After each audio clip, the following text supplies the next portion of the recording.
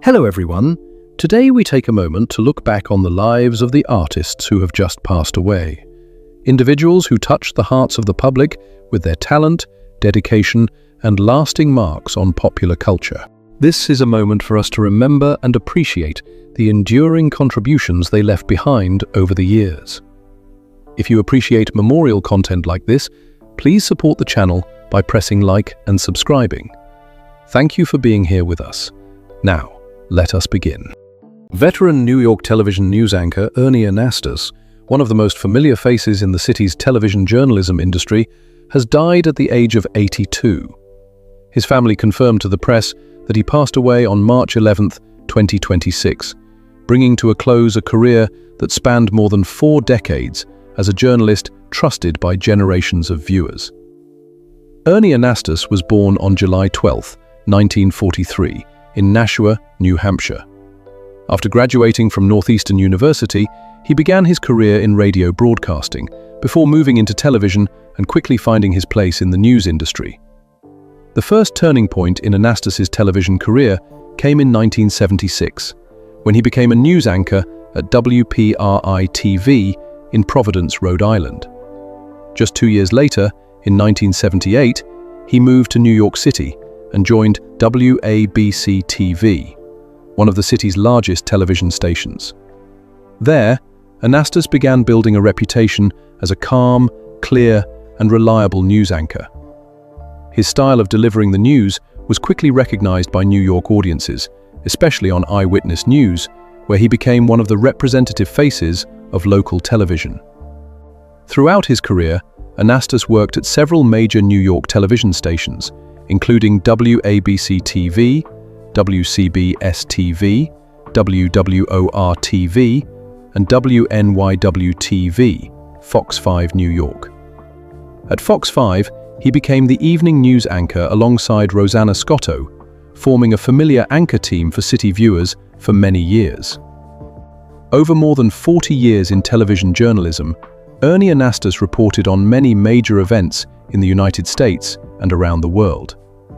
Among them were the September 11, 2001 attacks in New York, the death of Princess Diana, and the death of John F. Kennedy Jr.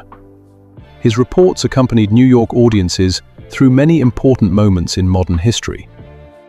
Throughout his career, Anastos received more than 30 Emmy Awards and Emmy nominations, along with the Edward R. Murrow Award and a Lifetime Emmy Award, recognizing his long-standing contributions to television journalism. The city of New York also once declared March 21st as Ernie Anastos Day, to honor his contributions to media and the community. In addition to anchoring the news, Anastos also took part in various other media activities. He hosted a radio program on WABC 770 AM, was the author of children's books, and hosted the television program Positively America, where he shared positive stories and conducted inspiring interviews. For more than 4 decades in front of the camera, Ernie Anastos became one of the most familiar faces of New York television. His calm voice and serious journalistic style accompanied generations of viewers. The passing of Ernie Anastos brings to a close the journey of a journalist who dedicated his entire career to bringing the news to the public, a legacy that continues to be remembered in the history of New York television. Actress Jennifer Runyon, known for the film Ghostbusters, 1984, and the sitcom Charles in Charge, has died at the age of 65. The information was confirmed by her family in a statement on social media and reported by the press. According to the family, she passed away on Friday, March 6, 2026, after a period of battling cancer. In the statement, the family wrote, "Our beloved Jennifer passed away last Friday. It was a long and difficult journey, and she passed away in the arms of her family. She will always be remembered for her love of life and her devotion to family and friends. Rest in peace, Jen." Her close friend, actress Erin Murphy, who is known for the series Bewitched, also shared a tribute on Facebook on March 7th. Murphy wrote, "There are people you know you will become best friends with even before meeting them. Jennifer was one of those people. She was a special woman. I will miss you, Jen." Jennifer Runyon was born on April 1, 1960, in Chicago, United States. She began her film career with the horror movie To All a Good Night in 1980. She later appeared in notable projects of the 1980s such as Up the Creek, 1984, and Ghostbusters, 1984. In Ghostbusters, Runyon played a college student participating in a paranormal experiment in a well-known scene with Bill Murray. In addition to film, Runyon appeared in many television programs such as Charles in Charge, The Fall Guy, The Master, Boone, Quantum Leap, and Beverly Hills 90210.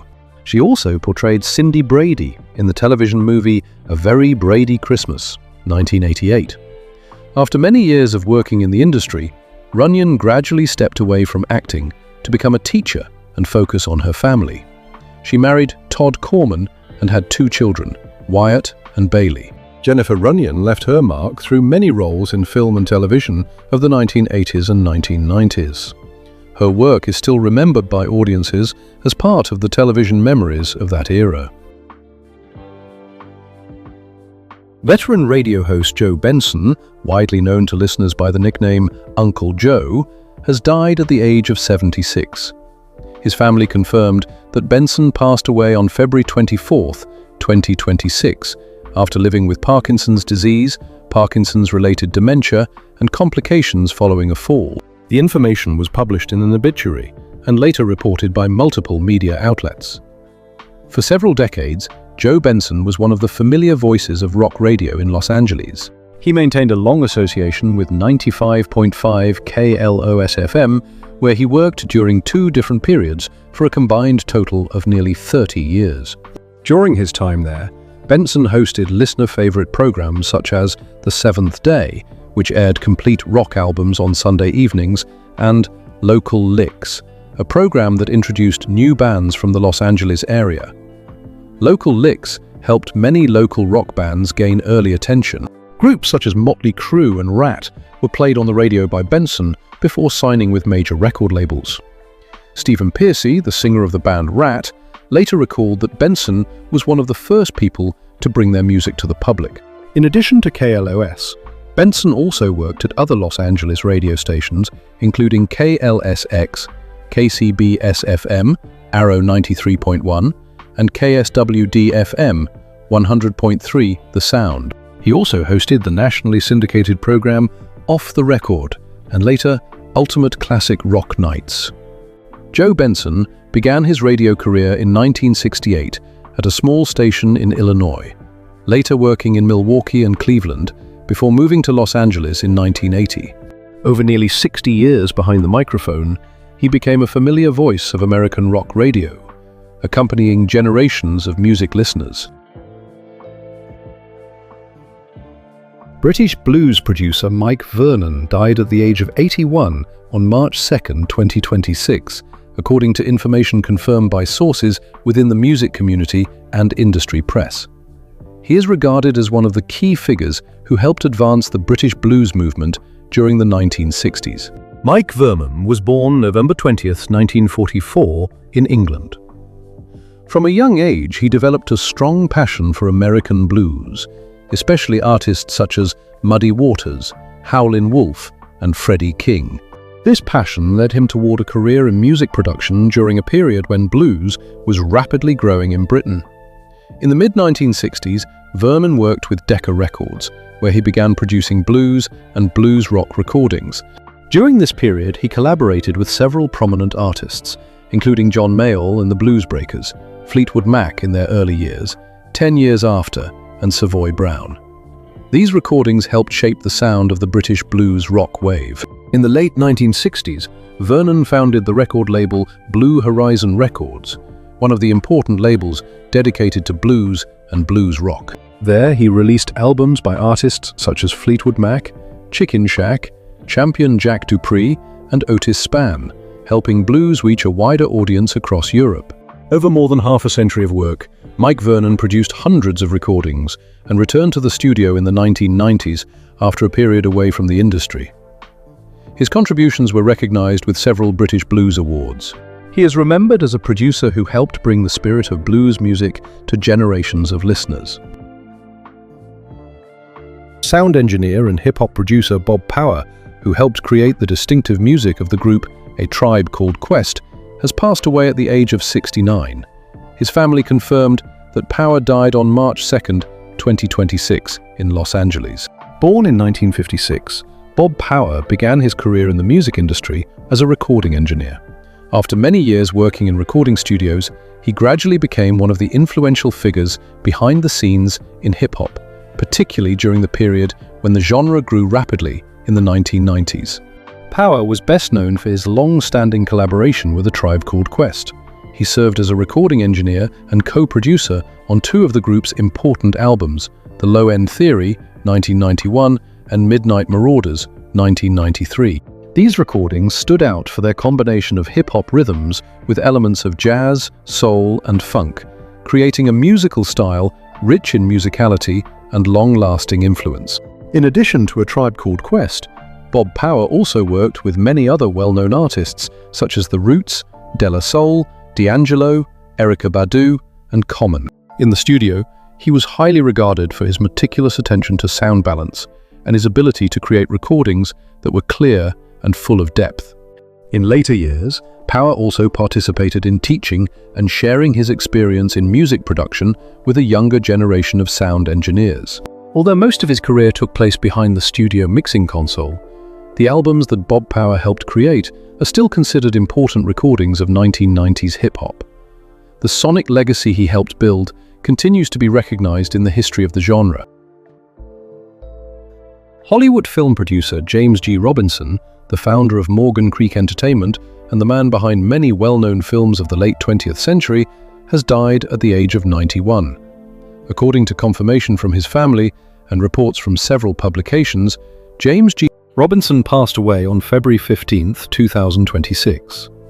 James G. Robinson was born on December 16, 1935.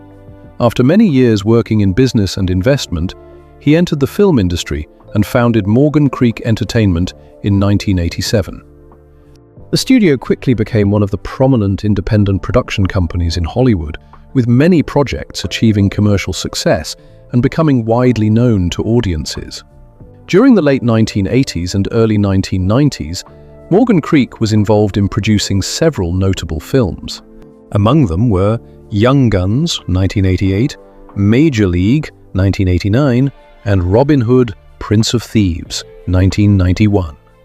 Later projects such as True Romance, 1993, and Ace Ventura, Pet Detective, 1994, further strengthened the company's position in the film industry. These films spanned multiple genres, from action and adventure to comedy and sports, and attracted audiences around the world. Under Robinson's leadership, Morgan Creek was regarded as one of the independent film studios with considerable influence in Hollywood during that period. Over more than 3 decades in the film industry, James G. Robinson helped bring many film projects to the public and created works that have been remembered by several generations of audiences. The films he helped produce continue to be viewed as familiar milestones of late 20th century Hollywood cinema.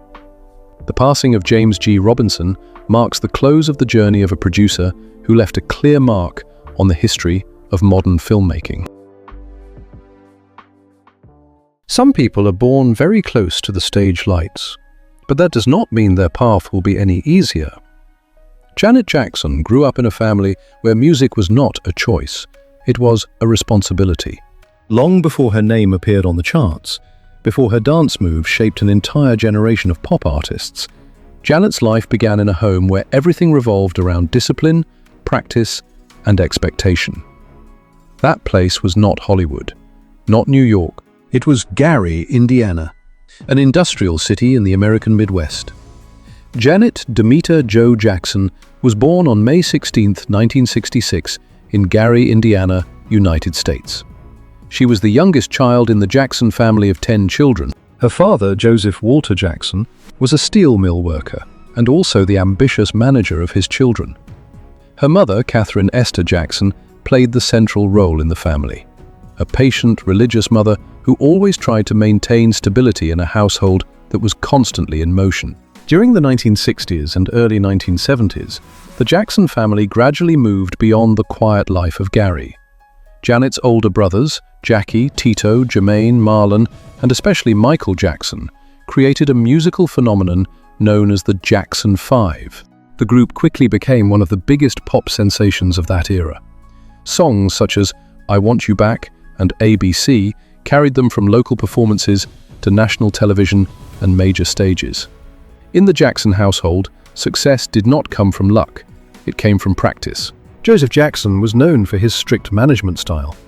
Rehearsals took place regularly. Mistakes were corrected immediately. In this family, music was not a hobby, it was work. For Janet, who was born after that momentum had already begun, childhood did not resemble that of most other children. While she was still very young, the family moved from Gary, Indiana to Encino, California, after the Jackson 5 achieved major success. The new home was closer to Hollywood, but life inside the house did not become any lighter. Rehearsals continued. The living room could turn into a stage at any moment. Touring schedules, recording studios, and television cameras were a familiar part of family life. For Janet, the world of entertainment was not something distant seen through a screen. It existed inside the very house where she grew up. But Janet's position in the family also carried another reality. As the youngest child, she grew up in the enormous shadow of brothers who were already globally famous. Especially Michael Jackson, who was steadily becoming one of the most prominent artists of his generation. From a very young age, Michael had already stepped beyond the framework of a teen idol to become a musical phenomenon. From the era of the Jackson 5 to his rapidly rising solo career in the late 1970s and early 1980s, his name appeared everywhere. On the radio, on television, and on the biggest stages. Michael's dance moves, voice, and performance style quickly reshaped the standards of pop music of that era. For Janet, that was both a source of inspiration and a quiet pressure. In a family where talent was expected and comparisons were almost unavoidable, finding one's own identity was not an easy task. Janet observed more than she spoke. She watched the rehearsals, the recording sessions, and the tours of her brothers. And gradually, in that space always filled with music, she began to understand that her life, in one way or another, would be connected to the stage. Only at that time, no one yet knew that the stage would eventually belong to her. For many people, the name Janet Jackson is closely associated with music. But when the first door of the entertainment industry opened to her, it was not a recording studio, it was a television camera. In the late 1970s, when the fame of the Jackson family had already spread across the United States, Janet was still a young girl. But like many other members of the family, she entered the world of performance early. At the age of 7, Janet appeared on the family's variety television show titled The Jacksons. This was the first time television audiences saw the youngest Jackson sibling standing on stage alongside her already famous brothers.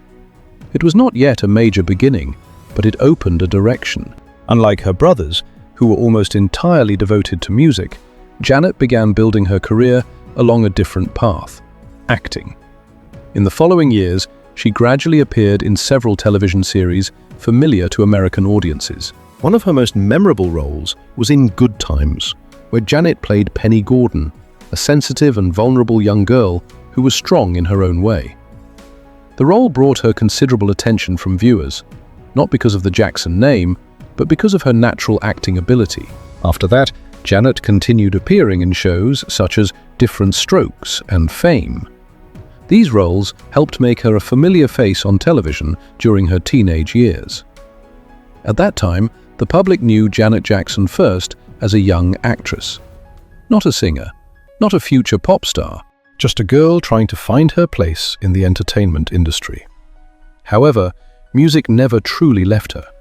It was present everywhere in Janet's life, in the family's rehearsals, in her brother's tours, and in the recording studios where she often watched how songs were created.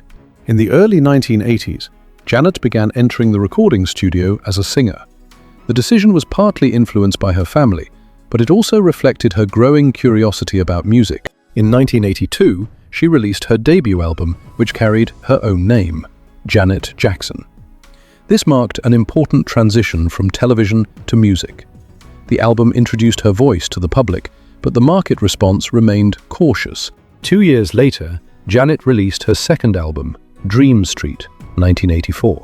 The project showed that she was still searching for her own style in an industry where the fame of the Jackson family was both an advantage and a burden. Both albums achieved moderate success. They were not failures, but they were not enough to establish Janet as an independent star. In the eyes of the public at the time, Janet Jackson was still seen as a member of the famous Jackson family, but not yet as an artist recognized by her own voice.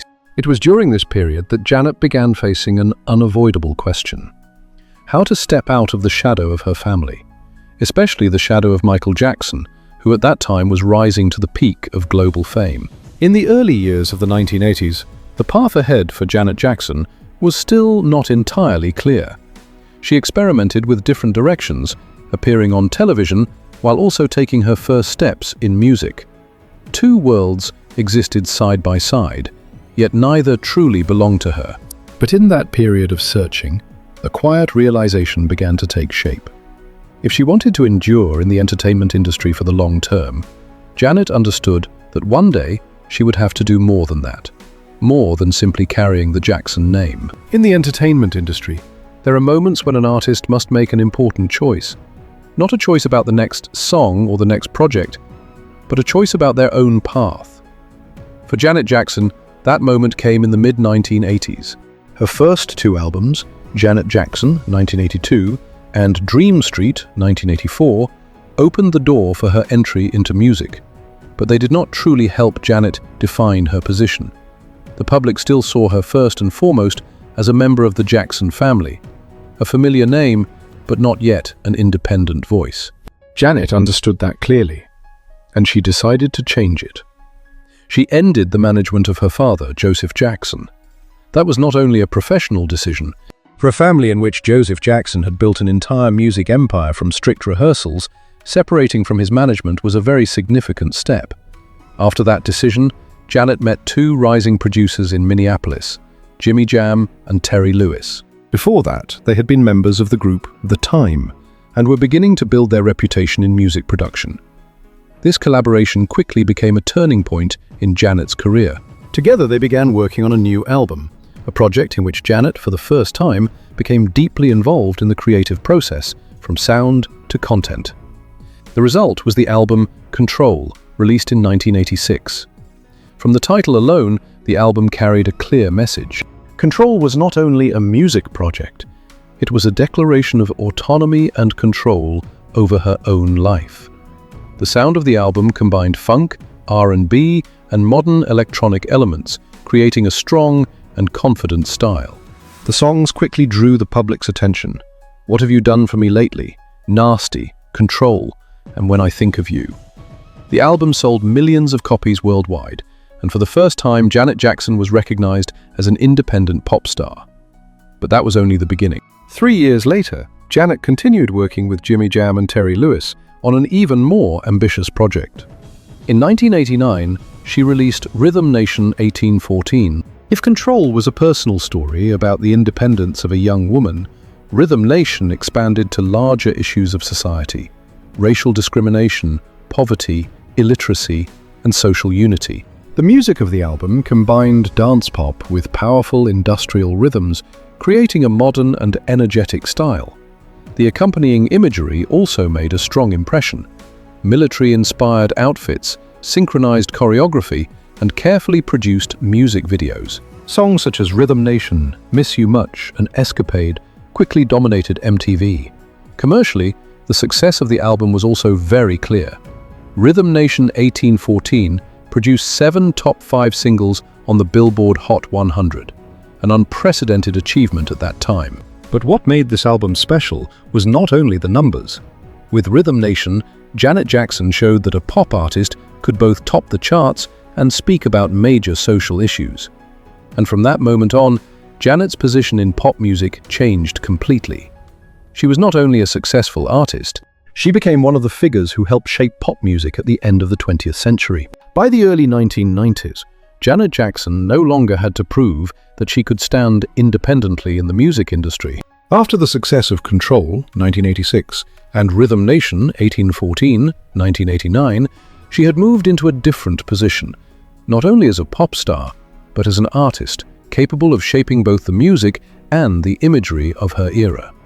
But Janet did not stop there.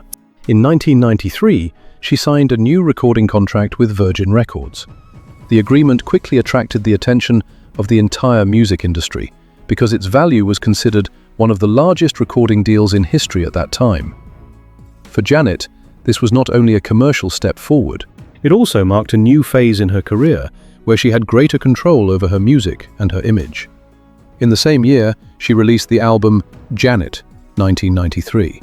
The album revealed another side of Janet Jackson, more mature, more open, and willing to explore personal themes with a level of honesty that was rarely seen in pop music at the time. The music of the album combines many different styles: smooth R&B melodies, powerful dance pop tracks, and emotionally rich ballads. Several songs quickly became defining marks of this period. That's the Way Love Goes, If, and Again. The album debuted at number 1 on the Billboard 200 chart and went on to sell millions of copies worldwide, confirming Janet Jackson as one of the biggest pop artists of the 1990s. Also in 1993, she stepped into film with the movie Poetic Justice, starring alongside Tupac Shakur. The film presented another dimension of Janet, an artist who could step away from the music stage and still maintain a strong presence on the screen. However, one of the most important projects of this period arrived in 1997. It was the album The Velvet Rope. If her earlier projects had spoken largely about confidence and independence, The Velvet Rope explored more personal themes: depression, feelings of loneliness, personal identity, and sexuality. It was a deeply introspective album, showing Janet's willingness to open the more private aspects of her life to the public. One of the most notable songs from the album was Together Again. The song was written in memory of friends who had died from AIDS, while also delivering a message about remembrance and human connection.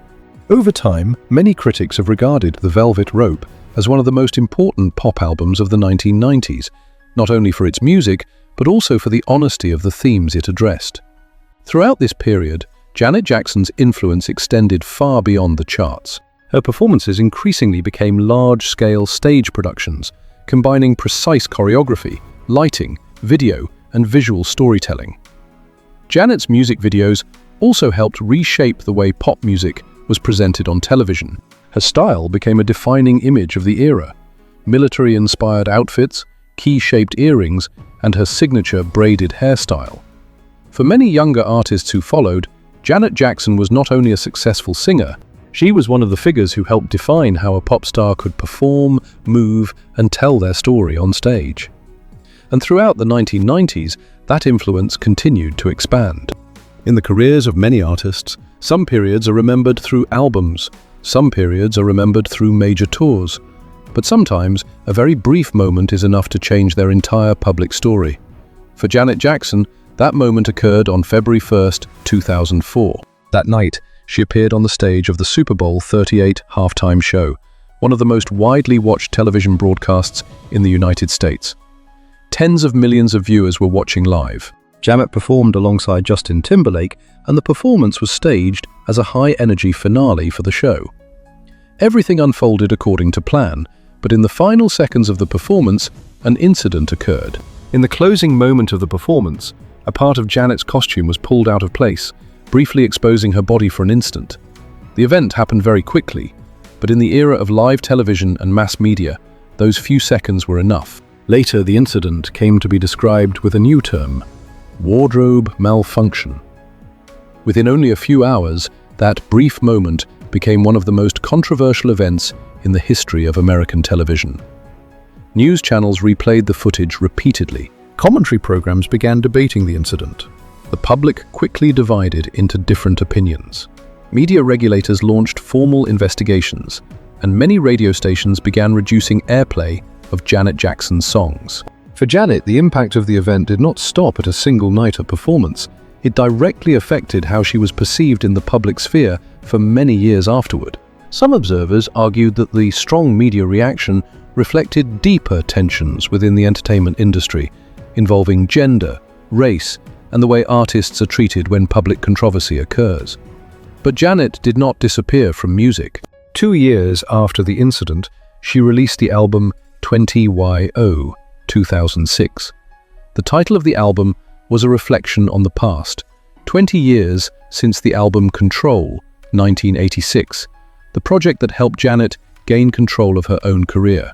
The music of the album recalled the energy of her earlier collaborations with Jimmy Jam and Terry Lewis, although the response from the market and critics this time was more mixed than before. In 2008, Janet released the album Discipline. This time, she continued experimenting with electronic sounds and a more modern production style. The album debuted at #1 on the Billboard 200, showing that Janet Jackson's appeal with audiences had not disappeared. During this period, Janet also began sharing more about her personal experiences. In 2011, she published the book True You. In the book, Janet spoke openly about things the public rarely saw behind the stage lights, issues of body image, self-esteem, and emotional health. It offered another perspective on the life of an artist who had spent decades under public attention. After a period of less frequent activity, Janet returned to music in 2015 with the album Unbreakable. The project marked her reunion with Jimmy Jam and Terry Lewis, the duo who had helped shape the most important periods of her career. The album debuted at #1 on the Billboard chart, bringing Janet Jackson a notable achievement.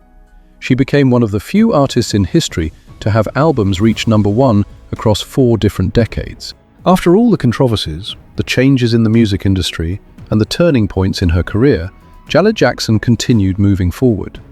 Not with the noise of her early years, but with the calm of an artist who has experienced nearly every rise and fall of fame and still maintained her place in music. After many decades living in the spotlight of stage and media, Janet Jackson's life gradually moved into a different rhythm. No longer the dense schedules that shifted constantly between recording studios, concert stages, and back-to-back promotional campaigns. Instead, her life began to move toward a quieter space, more private and carrying greater personal meaning. Part of that change began around 2010 when Janet met Wissam Al-Mana, a Qatari businessman. Their relationship unfolded rather discreetly. There were not many public appearances, and few details were widely shared in the media. For Janet, this seemed to be a carefully considered choice. After many years as one of the most recognizable figures in popular culture, she began protecting her private space more carefully. Her relationship with Wissam Al-Mana therefore developed in a level of privacy rarely seen for a star of her stature. By 2012, Janet and Wissam Al-Mana officially married. The two then spent much of their time living in London, away from most of the attention of the media. Janet's life during this period gradually shifted into a different orbit from the years before. Fewer public appearances, fewer interviews, and less involvement in the constant cycle of the entertainment industry. In 2017, at the age of 50, Janet Jackson gave birth to her first child, a son named Issa Al-Mana. For someone who had spent most of her life on stage, the moment marked a deeply significant transition. Motherhood quickly became the new center of her life. Those close to Janet often said that from that point forward, her priorities clearly changed. Performance schedules became more selective. Long tours were no longer taken for granted as they once were. Instead, Janet spent more time with her family and focused on raising her son. But the joy of that new chapter did not last long. Only a few months after Issa was born, Janet Jackson and Wissam Al-Mana separated in 2017. The development quickly attracted media attention. But like many private moments in her life, Janet chose not to share much. She kept her distance from public debate and left most of the story behind the private doors of her family. The years that followed showed a clear shift in Janet's life. She was no longer only an artist standing on stage. Now she had to balance 2 roles: a star who had spent decades in the entertainment industry and a mother. She did not leave the stage. After this period, Janet began appearing again in carefully selected performances. One of them was the State of the World tour, where she returned to the stage with songs closely tied to her career. At the same time, Janet also performed in long-running residency shows in Las Vegas, a model that has become increasingly common for artists whose careers span several decades. At this stage of her life, Janet Jackson no longer needed to prove her place in music. Her albums, tours, and cultural impact had already spoken for that. But the balance between the stage and family, between the spotlight and private life, opened another chapter. A quieter chapter, but no less important in the story of Janet Jackson. At a certain point in an artist's career, the story no longer revolves only around new albums or the next tour. Instead, people begin to look back at the path that has been traveled, the marks left behind, the influence that has spread, and the way an artist becomes part of music history. For Janet Jackson, that stage arrived after more than 4 decades working in the entertainment industry. Throughout her career, Janet Jackson has achieved accomplishments that few artists can reach. Her albums have sold hundreds of millions of records worldwide, while setting numerous records on music charts. Along with that comes a long list of awards and recognition from the music industry.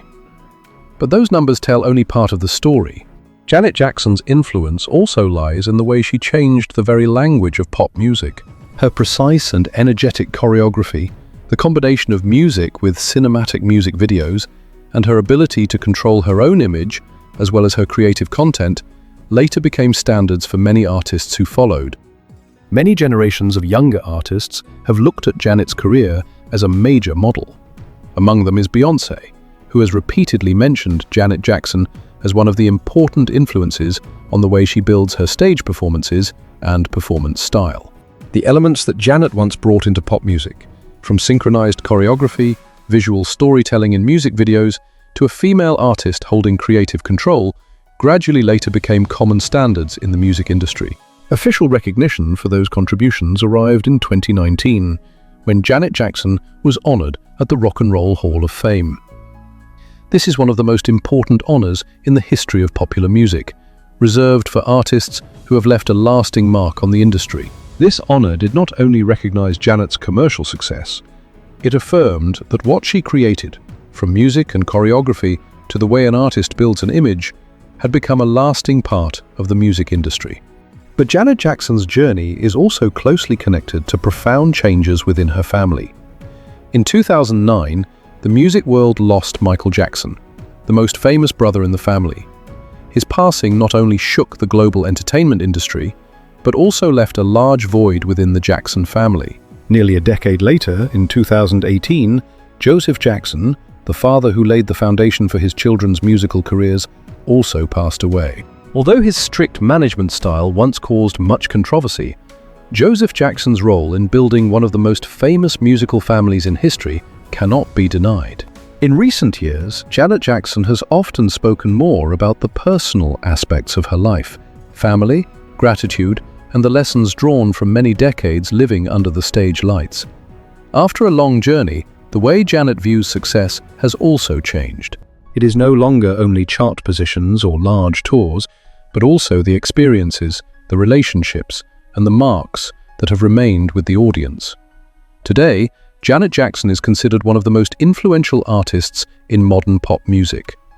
Her music continues to be heard across generations. Her dance movements, her music videos, and the way she built the image of an artist continue to appear in the work of many younger performers.